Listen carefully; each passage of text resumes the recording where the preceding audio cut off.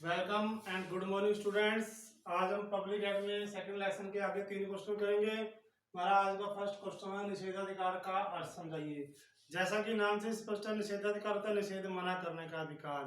तो कहने का मतलब ये है कि निषेधाधिकार का मतलब है कि अपने किसी भी प्रस्ताव के प्रति असहमति प्रकट करना या उसके विरोध के लिए कोई चीज का विरोध करना, तो उसके विरुद्ध प्रस्ताव पास करके उसको अस्वीकार करना। जैसे राष्ट्रपति को पावर है कि वो संसद कोई बिल पास करके भेजती है तो राष्ट्रपति के पास जाता है हस्ताक्षर के लिए। राष्ट्रपति के हस्ताक्षर होने के बाद वो बिल कानून बन जाता है। राष्ट्रपति अपने इस निषेधाधिकार का प्रयोग करके चाहे तो उस बिल को अस्वीकार कर सकता है, उसके ऊपर साइन नहीं करेगा, वापस भेज देगा। लेकिन संसद उस बिल को दोबारा पास करके भेज देगी तो सेकंड टाइम में राष्ट्रपति को उस बिल पर हस्ताक्षर करने पड़ेंगे। सेकंड में किन परिस्थितियों में राष्ट्रपति मंत्रिपरिषद की सलाह मानने से इनकार कर सकते हैं, कि ऐसे कौन से हालात है जब राष्ट्रपति मंत्रिपरिषद की सलाह मानने से इनकार कर सकता है। 44वें संशोधन में ये कहा गया कि मंत्रिपरिषद राष्ट्रपति को जो भी सलाह देगा राष्ट्रपति को वो सलाह माननी पड़ती है। मान लो राष्ट्रपति उसको सलाह नहीं मानता, उसको दोबारा पुनर्विचार के लिए भेज सकता है, लेकिन दोबारा फिर जब वही बात आती है रिपीट, तो उस समय राष्ट्रपति को वो बात माननी पड़ती है। जब राष्ट्रपति अपने पद की शपथ लेता है तो उस समय उसे कसम खाई जाती है, शपथ लाई जाती है कि वो देश के संविधान के अनुसार कार्य करेगा। इसलिए राष्ट्रपति मंत्रिमंडल के लिए कोई ऐसे कानून के ऊपर अपनी सहमति नहीं दे सकता जो संविधान के लिए खतरा हो या संविधान के नियमों के अनुसार में वो ना हो। मान लो कोई ऐसा ही स्थिति आ जाती है कि कोई चीज संविधान के नियमों के खिलाफ है, तो उस समय राष्ट्रपति उस बात को मानने के लिए मंजूर नहीं है।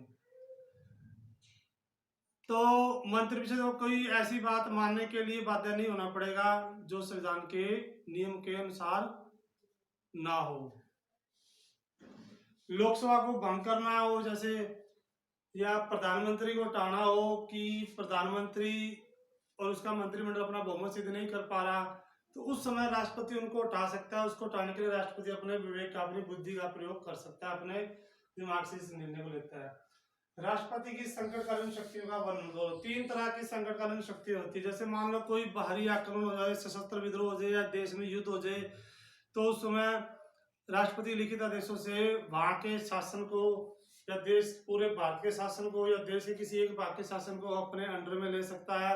जब उसे खतरे की स्थिति लगे तो संकटकालीन की स्थिति में राष्ट्रपति वहां के शासन को अपने कब्जे में ले सकता है, और उस समय संसद को राज्यसभा जो राज्य सरकार के विषयों पर कानून बनाने का अधिकार मिल जाता है।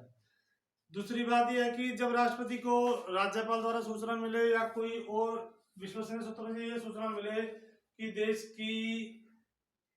देश के संविधान को खतरा है या देश का या किसी राज्य का शासन संविधान के नियमों के अनुसार नहीं चलाया जा रहा, तो उस समय राष्ट्रपति वहां की विधानसभा को भंग करके, मंत्रिमंडल भंग करके वहां के शासन को अपने हाथ में ले सकता है।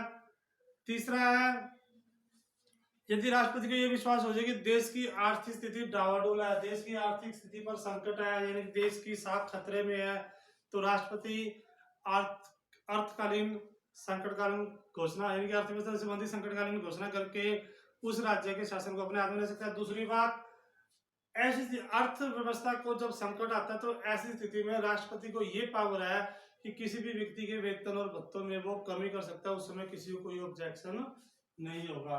आज आपने 3 क्वेश्चनों को अच्छे से याद करना है और लिखना है। Thank you.